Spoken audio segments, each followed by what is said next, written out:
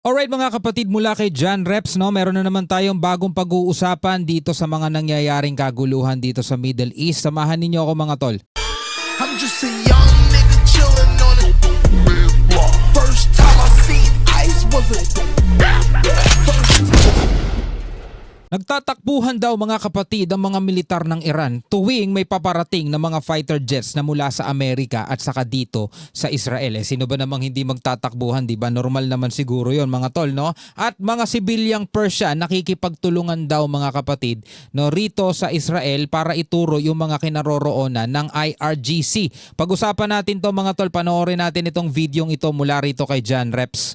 Nakikipagtulungan na ngayon ng mga sibilyang Persian sa Iran kung saan ibinabahagi nila ang mga lokasyon ng mga militar ng IRGC pati na rin ang mga damage sa loob ng kanilang bansa dahil sa mga pag-atake ng Israel at Amerika. Habang inanunsyo naman ni Israeli Prime Minister Benjamin Netanyahu na plano nitong magtatag ng isang alyansang militar kasama ang mga Arab countries na tinawag pa niyang super nation. Habang bahagya namang humina ang Iran matapos bombahin ng Israel at Amerika ang isa sa kanilang missile city. Patuloy ang mga pag-atake na magkasanib na puwersa kung saan todas na naman ang dalawang matataas na opisyal ng rehimeng Islam sa Iran. Meron na namang todas mga tol. Ang Israel naman ay tuluyan ng pinutol ang defense cells o pagbebenta ng mga armas sa France. Ito ay kasunod ng mga kritisismo ng France sa Israel magmula pa noong sumiklab ang gyera sa Gaza, Lebanon at Iran.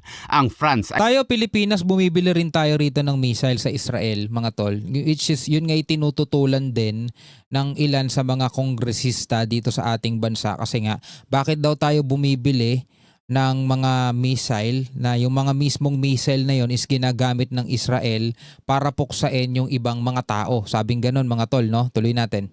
Lebanon at Iran.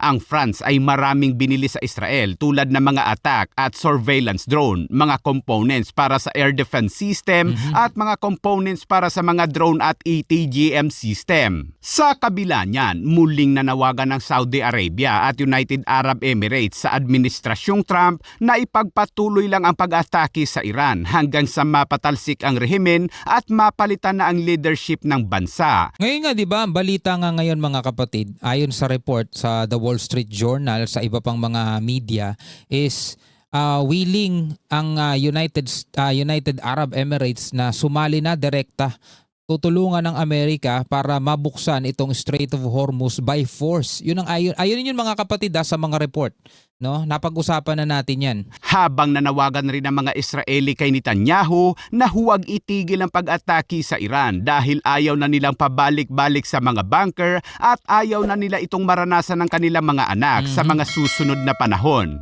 The sentiment that we get from the Israeli people that we talk to is to finish the job. They don't want to have to deal with this. They don't want to have their children raised in bomb shelters. On Wednesday, tomorrow, the Israeli people will mark the first night of Passover. And many of them will be having their Passover seders in bomb shelters.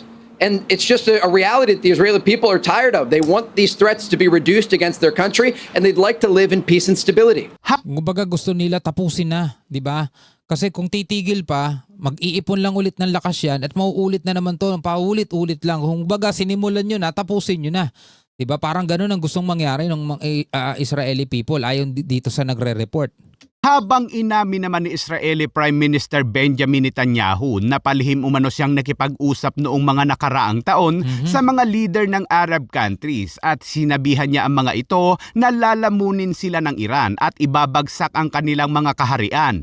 Ngunit ang tugon umano sa kanya ay kailan ito mangyayari na tila ba hindi umano nila ito nauunawaan noong mga panahong iyon. Ngunit ngayong sumiklab na ang gyera at tinarget sila ng Iran, ayon kay Netanyahu ay tila naiintindihan na umano nila ang sinasabi niya noon. Sa ngayon ay nagpaplano si Netanyahu na magtatag ng isang alyansa kasama ang ilang mga Arab countries na tinatawag nitong super nation at posibleng lalahok dito ang United Arab Emirates at Saudi Arabia at malamang naiyak na naman ang Turkey at Pakistan.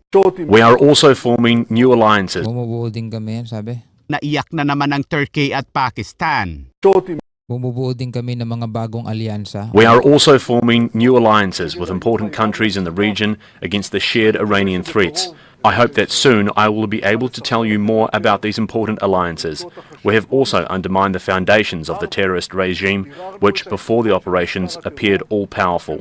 Ang ganyang mga salita ni Netanyahu, mga kabayan, ay tila bigla ka na lang mapapaisip kung ano ang nasa Bible. Samantala, sa update naman sa kanilang mga bombahan, matapos bombahin ng mga B-2 bombers at B-52 Strato ang Isfahan kung saan nagmumula ang mga missiles ng Iran, ayon sa report, ay bahagyang humina ang Iran pagkatapos pero patuloy pa ring inoobserbahan ang mga missile strike nito. Pero kahapon ay nakapaglunsad pa ito ng isang missiles na mayroong cluster munition at tumama ito sa isang residential area. May mga nababasa nga akong comment mga tol. Kaya daw hindi humihina ang Israel kasi tamaan man daw sila ng Iran. Ang tinatarget daw ng Iran is yung residential area, hindi yung military capability ng Israel. Kaya namamalaging malakas pa rin ang Israel. Yun ang sabi mga kapatid sa mga comment. Ang ginagawa naman ng Israel isang pinupunterya nila, do may mga tinatama ang residential area, di ba? May napaulat nga daw, may mga napaulat nga nitong nakaraan, di ba, yung science and technology rito sa Iran, at meron din yung eskwelahan, di ba? Tinatamaan yun, mga casualties yun. Pero ang madalas nating nababalita ang pinupunterya is yung mga military facilities, mga missile facilities, at yun ang talagang pinapasabog nila. Kaso, bagamat ganun ang nangyayari is meron pa rin, 'di ba? Nagagawa pa rin ng Iran na makapag-launch. Hindi nila alam mga kapatid kung saan nanggagaling din kaya nagsasagawa ulit sila ng remapping dun sa area. Ito, residential area to. Ayon naman sa mga Muslim at mga pro-Islamic regime, bakit hindi daw ipinapakita dito na wasak na ang Israel? Sa totoo lang ay maraming nawasak sa Israel. Ito nga ay puro mga sibilyan. Paano mo mapapahina ang puwersa ng Israel kung puro naman sibilyan ang tinatamaan? Yun, kakasabi ko lang. O, di ba? Kakasabi ko lang.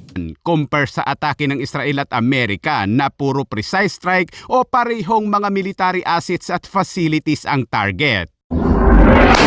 Unti-unti na ring dumadami ang mga nasasawing militar ng Iran dahil nakikipagtulungan na ang mga sibilyang Persian sa Iran tulad ng pagbabahagi ng mga impormasyon, tulad ng pagkuha ng video sa mga posisyon ng militar na nagtatago sa mga sulok at flyover. Di ba, kasabi nga lang natin nung nakaraan. Nung nakaraan nga, di ba, ang report, ang target ng IRGC is yung mga tirahan daw. Di ba, mga tirahan, mga US schools, di ba, mga paaralan, tirahan ng mga US officials at Israeli officials. Kumbaga, kung yun ang tatargetin nila, mga residential area at mga buildings na ganun, hindi pa rin nila mapapahina ang kakayanan ng kanilang kalaban kasi ang hindi nila tinatarget is yung mga mismong yung mga mismong puwersa. Magagawa pa ring umatake nun. Yun yung nababasa at napapanood natin dito sa mga videong ginagawa natin ng reaction video. Panawagan ng mga Persian ngayon sa Israel at Amerika na ituloy lang ang pagbomba sa Iran. Anila, takot sila sa mga pagsabog dahil sa mga bomba ng Israel at Amerika, pero mas takot umano sila sa mga rehimeng Islam sa kanilang bansa. Kaya't hiling nilang tugisin ang buong rehimen. Dagdag pa nila, ang mga militar ng IRGC ay takot na takot sa tuwing makakarinig ng mga fighter jets na naghihiyawan sa himpapawid, tulad nitong ibinahagi nilang video kung saan nagpupulasan ng mga IRGC kapag may dumadaang fighter jets. Run. Run.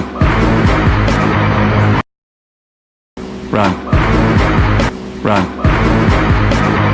Ilang piraso na lang ang natitirang mga matataas na opisyal at senior commander ng rehimen dahil sa walang tigil na panghahanting ng Israel. At kagabi ay nadagdagan pa yan kung saan kinumpirma ng Iran state media na tinodas ng Israel si Iran Judiciary Chief Ghulam Hossein Mohseni EG.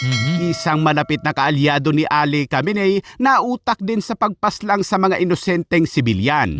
Ayon sa report ay tinodas ito ng Israel sa kanyang tinutuluyan sa Blue resistance streets sa Tiran sa pamamagitan ng precision strike sa pakikipagtulungan ng Israeli intelligence. Isa pang tinodas ng Israel sa kanya ring bahay ay ang IRGC Head of Finance na si Jamshid Ishagi. Samantala, patuloy pa Mga panibagong officials, no? rin ang mga powerful strike ng Israel at Amerika sa iba't ibang bahagi ng Iran tulad ng Vardavard, Tehran, Shiraz, Battery Factory sa Tiran, at ang Great Hussein of Sanjan na isang gathering place ng Iran Special Forces at Terrorist Forces. So ito yung mga tinira na ng Israel, no, so far. Kakatabi lang ng isang malaking moske. Tamang sound trip na naman ng mga militar ng IRGC upang i-boost ang moral ng Islamic regime habang binomba ng Israel at Amerika ang katabi nitong airport.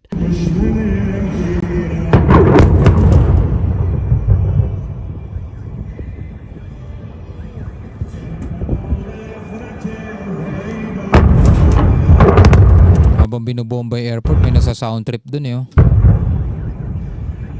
At kinabukasan ay kita ang mga pinsala sa nasabing airport. Habang ang Amerika naman ay muli na namang naglunsad ng mga Tomahawk land attack cruise missiles at tinarget ang itaas na bahagi ng bundok sa Mian Road area, pati na ang Likak radar site sa southwest Iran. Ayon sa report ay 8 Tomahawk ang pinakawala ng isang US destroyer. Actually mga kapatid, ayon nga sa report, no, pabalik na dito sa Middle East yung USS Gerald R. Ford matapos i-repair dito sa Greece, no? So papunta na ulit, pabalik na mga tol. Mukhang magsisimula na yung sinasabi nga ni Donald Trump nitong nakaraan dito sa mga press con niya na tatapusin na nila yung kanilang trabaho sa loob ng 2 hanggang 3 linggo. So tayo'y nakaantabay lamang kung ano yung mga susunod ng mangyayari dito mga kapatid, at humanda na rin tayo dahil baka maapektuhan dito sa mga susunod na magaganap panibagong pagbulusok na naman pataas